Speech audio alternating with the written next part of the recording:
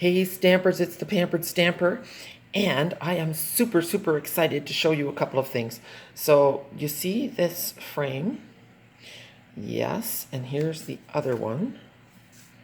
Okay, they are gorgeous. But when I first got them, it was a little bit tricky. Now I'm gonna backstep a little bit. I wanna show you something really ugly, okay? I don't know if anyone has guesses for what that is, but this was two pieces of cardstock of varying thicknesses that I used to adapt my Big Shot because our new embossing folders are not quite as thick as our old ones. And so, yeah, it needed a bit of help. But guess what just came in? You can see it here, the 3D embossing plate. This is it. I've used it once. It's got some paper crumbs on it. It's purple. It's thick. It's shiny. It's amazing. So we have these two framelits or dies, and they match with these two folders. So after you run them through, you have the outline and you have the middle thing. Okay, for both of them, you've got a rectangle and you have an oval. Now the trick for these, now I've already done it to mine, is that you keep this little insert and you adhere it onto your folder. So the way you do it is on the part that says Stampin' Up, you can see my tape. You take the oval and you put it in behind and you move it around till it is exactly where you want it to be. As soon as it's perfectly centered, you adhere it with tape. Okay? And when that's in there, it's a lot easier to do this. And you lay your piece on, and that holds it exactly in place where it needs to go. Then you close it, and it's perfect. And then all you have to do is, let me move my stuff, take the Big Shot, and you have just the platform. So you see the Big Shot platform, you have your folder, and you have the new plate. And it's $13 in Canada, and honestly, I wasn't going to do it. You run it through, and it's so easy. There's nothing else to remember. And it's perfect. I was so impressed. It's nicer than my shim job because it's just a little bit deeper. You can't quite see it in the video, but it's beautifully textured and it's deep. Okay?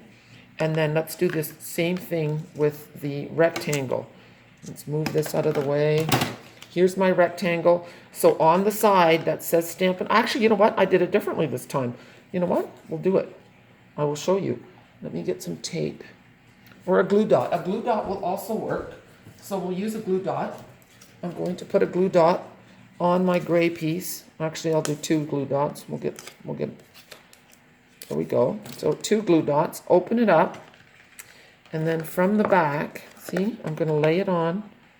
And then you just kind of eyeball it. This is not a good thing to do on video. But you want it to be perfectly, oops. See, you can see that it's not as easy. I'm saying it's easy, but it's not. I'm putting the glue dots there. They're on already. It's easier to do when you're not trying to struggle to do it in front of a camera. There. That looks like it's pretty well centered. Okay. Yeah.